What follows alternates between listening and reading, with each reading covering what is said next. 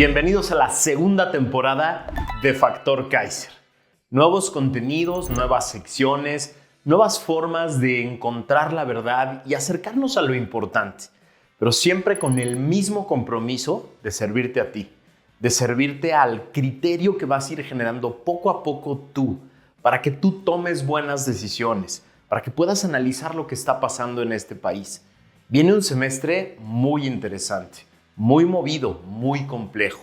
Y más nos vale estar al tanto de todo lo que está sucediendo, de lo importante. Acuérdate lo que hacemos en Factor Kaiser. Los lunes y los miércoles, en solo 15 minutos, yo te escojo las 3 noticias que creo que son las más importantes del día para que tú, en muy poco tiempo, tengas claridad sobre lo que está sucediendo y puedas generar tu propio criterio. Y los viernes, las 10 en 10. 10 noticias en solo 10 minutos, las más importantes de la semana, para que tengas el contexto completo. Pero vienen nuevas secciones, vienen nuevos productos, nuevas cosas que nos van a poner al tanto de los temas, pero también nos van a divertir. Queremos empezar a divertirnos un poco más con lo que está sucediendo en el país. Los 3 temas de hoy son muy importantes y han estado presentes durante todo el verano y van a seguir presentes. Tema número 1, la SEP, el Ministerio de Ideología Morenista. Tema número 2, López quiere otros datos sobre desaparecidos. Tema número 3, descarrilar la elección del 2024. Ese es el objetivo de López. Entrémosle a esos temas para empezar una segunda temporada con esta gran comunidad que está a punto de llegar a 10,000 suscriptores en el canal de YouTube y que está volando en las diferentes plataformas de podcast. Acompáñame, suscríbete, compártelo por todos lados y ayúdanos a crecer esta gran comunidad de mexicanas y mexicanos valientes y bien informados que quieren ser factor de cambio. Vamos a ver los 3 temas de hoy. Tema número 1, la SEP, el Ministerio de Ideología Morenista. Lo anunciaron desde su campaña. La Secretaría de Educación Pública sería un bastión de adoctrinamiento y creación de bases obradoristas. Ya lo sabíamos.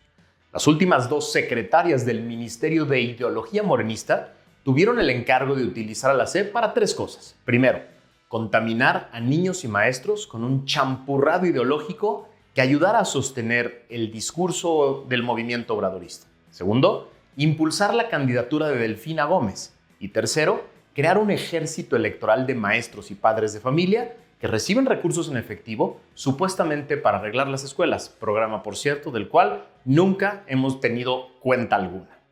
En las últimas semanas, la discusión pública se ha concentrado en el primer elemento, el del intento de ideologizar y adoctrinar a niños y maestros, porque finalmente pudimos conocer los infames libros de texto gratuito que tenían escondidos, sí, ahí guardaditos en lo oscurito.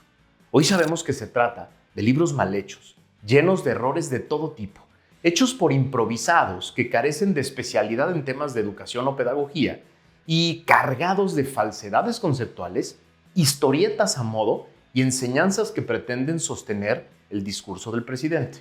De entrada, los libros violan abiertamente la ley porque se hicieron a escondidas, sin las consultas debidas a expertos, maestros y padres de familia, y sin claridad del plan de estudios que supuestamente deberían sostener. Como todo proyecto importante del obradorato, se hicieron al vapor, con nula transparencia ni rendición de cuentas, por personas que tenían como objetivo uno solo: agradar al jefe, y no generar un nuevo o mejor sistema de educación. A ver, ¿por qué son tan importantes los libros de texto gratuitos? Porque en el caso de millones de niños y miles de maestros de comunidades pobres, se trata del único recurso, del único instrumento real para guiar una clase y un curso completo.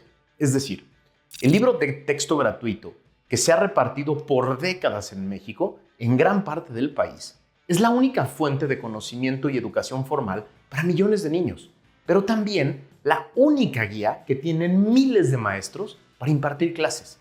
Por eso son tan importantes.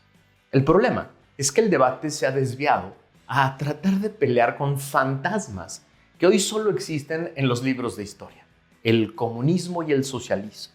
Muchos críticos del obradorato se alarman por la llegada a México de alguno de estos 2 fantasmas de modelos políticos que hace décadas no vemos en ningún lugar del mundo.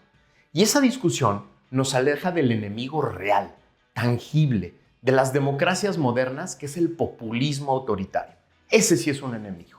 Los populistas autoritarios del mundo crean licuados ideológicos con pedacitos y slogans de modelos clásicos, de derecha o de izquierda, para tratar de darle algún sentido social a su hambre de poder. Esos populistas buscan reinventar la historia y tratar de colocar a su mandato temporal como un momento definitorio del antes y después de la vida de un país, que solo acepta dos bandos, aliados o enemigos. Esos populistas buscan generar división y odio hacia todo crítico que pretenda cuestionar la concentración del poder y la corrupción del régimen en turno. Les enseña a los suyos a odiar a toda persona u organización que quiera cuestionar las políticas, proyectos y programas del régimen, con el argumento de que son necesarios para acabar con la corrupción de antes. Y así, quienes los critican son los corruptos que quieren estar de regreso y que pretenden recuperar los privilegios del régimen anterior. Ese es el argumento. Esos populistas argumentan que la democracia liberal, sus leyes y sus instituciones son la estructura que permitió a los enemigos del pasado empobrecer y saquear al pueblo, y por eso su misión es destruirla. Es solo cosa de analizar tantito a los populistas del mundo para ver esta exitosa formulita que busca destruir la democracia liberal y que es tan llamativa y hasta lógica para quienes nunca tuvieron ni vieron los beneficios de la democracia. Es decir, nuestro aspirante a tirano ni es tan original ni es tan auténtico. Ni poquito, ¿eh? Es solo otro aspirante a Mesías del mundo que pretende inventar el agua tibia y asumirse como el gran salvador. Lo que sí es cierto es que nuestro aspirante a tirano es muy osado y muy cínico, porque no tiene empacho alguno en utilizar a los niños más pobres de México como instrumento de poder, como instrumento electoral. Pero ojo, no solo es a los niños. Lo que ha estado fuera de la discusión es que los libros de texto gratuito también pretenden ideologizar y manipular al ejército de maestros del sector público, a quienes pretenden convencer de que ellos son pieza clave en esta supuesta transformación que nunca se dio para reivindicar a los más pobres. Te pregunto, ¿qué hubiera hecho un buen presidente? Un buen presidente, realmente preocupado por los niños más pobres de México y por sus maestros, hubiera destinado miles de millones de pesos a la recuperación de la educación pública, a través de nuevos métodos, instrumentos y programas creados por los mejores especialistas en la materia en México, de la mano con padres y maestros, y con una inversión histórica en infraestructura y sobre todo, y lo más importante, en tecnología. Eso habría hecho un buen presidente. Tema número 2. López quiere otros datos sobre desaparecidos. Hace algunos episodios hablamos de las dudas fundadas que tenía la organización Causa en Común sobre la metodología y los números finales para identificar a personas desaparecidas, y sobre la posibilidad de que ahí estaban miles de personas que debían estar en la terrible cuenta de homicidios dolosos que ya pasa hoy los 160,000 y que por lo tanto genera un nuevo récord diario. Cada día hay más miles de muertos que en los sexenios anteriores. En una nota de Jacobo Dayan, experto en el tema, que escribe en Animal Político, nos enteramos de que solo por cuestiones de imagen, el presidente le preocupa el número de personas desaparecidas. No está interesado en la verdad, en la justicia o en la no repetición. Está interesado en reducir el impacto para su gobierno. Solo pretende reducir cifras y no resolver esta crisis humanitaria que nos debería de doler a todos. Para ello anunció un censo de personas desaparecidas. Sí, el presidente quiere hacer un censo del bienestar sobre desaparecidos, para que no suene tan terrible la cifra durante su mandato. Según Jacobo, desde que se creó el portal del Registro Nacional de Personas Desaparecidas y No Localizadas, se sabe que este tiene un subregistro, producto de la falta de denuncias, la omisión de las fiscalías al enviar la información y la reclasificación de desapariciones bajo otros delitos, como la trata. También se sabe que la base de datos tiene un sobreregistro debido a que las fiscalías no actualizan la información, sobre todo en el caso de las personas no localizadas que sí regresan a sus hogares. El caos es de tal magnitud que hay múltiples cifras de personas desaparecidas, las de las fiscalías estatales, las del Registro Nacional y las del Secretariado Ejecutivo Federal. A López no le gusta la cifra oficial, la cifra de desaparecidos que reporta su propio gobierno, con cifras oficiales. al cierre del 2022, que es de 109,000. Así, anunció que mandará a su ejército de cuervos de la nación a levantar un censo del bienestar para que la cifra no se vea tan trágica. Es decir, lo que menos le importa a este presidente es ayudar a las miles de madres que recorren todo el país desenterrando huesos para encontrar a los suyos. Lo único que siempre le importa es su imagen y su discurso mentiroso. Te pregunto, ¿qué hubiera hecho un buen presidente? Un buen presidente se hubiera ocupado de esta tragedia en 3 vías. Primero, la prevención, es decir, invertir miles de millones de pesos en identificar y en atacar las causas que generan que más de 100,000 mexicanas y mexicanos no aparezcan.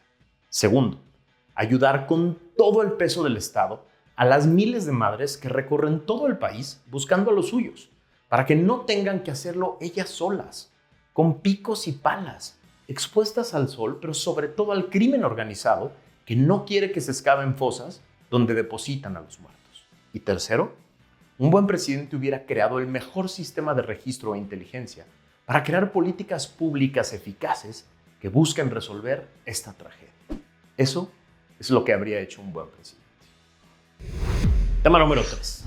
Descarrilar la elección del 2024. El objetivo de López. Hace unos meses, todo apuntaba a que este verano iba a ser un aburrido ejercicio de ver cómo se placeaban las corcholatas de López por todo el país para encontrar a la menos peor dentro del obradorato. Y mientras, la oposición buscaría al candidato menos aburrido para abanderar la gran coalición partidos y ciudadanos y tratar de venderla de alguna manera. Pero todo cambió con la aparición de una candidata que rápidamente puso en jaque a propios extraños que estaba en otro concurso para la jefatura de la Ciudad de México. El presidente estaba listo para aventar toda la cargada a su candidata consentida y declarar definida la elección del 2024. Ya, el momento en que se diera el dedazo, todo estaba definido. Pero pasaron 2 cosas que no estaban en su estrategia. Primero, su candidata resultó ser pésima oradora en eventos públicos. No puede sostener el buen humor en entrevistas que le hagan el mínimo cuestionamiento. Y no puede hacer un buen video a pesar de los miles de millones de pesos que se han gastado en el enorme aparato de publicidad que la ha rodeado durante todo su mandato como jefa de gobierno y ahora como candidata. Y que parece además haber tocado techo. Pero segundo, y lo que más le preocupa a López, es que enfrente ya tiene un claro y natural contraste para su candidata que no había. Hace unos meses no había con quién comparar a Claudia. Hoy sí. La senadora Xóchitl Gálvez resultó ser todo lo que Claudia no es. Primero, tiene una carrera propia de 3 décadas que no se explica por padrinos políticos como la de Claudia y que ha superado tragedias y retos enormes por sí misma, a diferencia de la de Claudia, que parece siempre explicarse como la sombra de López. Y a ver, no lo digo yo, lo dice su propia publicidad multimillonaria que inunda el país con espectaculares y camiones por todos lados, que literalmente dice yo AMLO a Claudia. Segundo, a diferencia de Claudia, Xóchitl tiene una respuesta valiente, contundente y sobre todo divertida para cada ataque de López, de la señorita Vilchis o de la horda violenta de obradoristas que pretenden violentarla en las redes. Incluso responde el Xóchitl a través de las instituciones que ya le han otorgado importantes triunfos jurídicos. Tercero, y para mí el más importante, es la única que parece estarse divirtiendo en la campaña. Su sonrisa contagiosa aparece por todos lados. Se burla y se ríe de López y de sus contrincantes. Baila con sus seguidores y se burla de los apodos que pretenden ponerle. López ya vio todo esto y ya decidió violar sistemáticamente la ley y las resoluciones del INE y del tribunal. Y ya decidió entrar de lleno a la contienda, como promotor de su favorita y de su partido y como contraatacante de la oposición. Más nos vale tener eso claro. La pregunta, ¿qué hubiera hecho un buen presidente? Un buen presidente hubiera hecho todo lo que López exigió por años a diversos presidentes. Mantenerse al margen del proceso electoral, promover la equidad, evitar utilizar el micrófono y el presupuesto para ayudar a su candidata y generar todas las condiciones de seguridad para todas las personas en la contienda. Eso habría hecho un buen presidente, hacerle caso a López Obrador. Todo lo que decía y exigía de presidentes anteriores. Pero sí, López ya decidió entrar en la campaña, ya decidió ser parte de la campaña ya decidió ser porrista de una con recursos públicos y todo lo que puede echar en favor de una, y ya decidió ser el enemigo público número uno de la candidata o la precandidata de la alternativa de la oposición. Esto es gravísimo. Tenemos que denunciarlo permanentemente, tenemos que estar muy pendientes y tenemos que estar muy activos, porque sí, el año que entra la democracia de nuestro país está en juego. Por eso te pido que me acompañes en esta segunda temporada, que me ayudes a promover este contenido y esta información por todos lados, para que todos tengamos claridad sobre lo que está sucediendo de manera rápida y sencilla, para que todos formemos una gran comunidad de mexicanas y mexicanos libres y bien informados, valientes, que le quieran entrar a las grandes discusiones y convertirse en factor de cambio. Gracias por haberme acompañado. Suscríbete aquí abajo en el canal y suscríbete en las diferentes plataformas de podcast para que te llegue fácil y te avise que hay un nuevo episodio. Acompáñame en este ejercicio. Vamos a reconstruir juntos a México. Nos vemos la que sigue.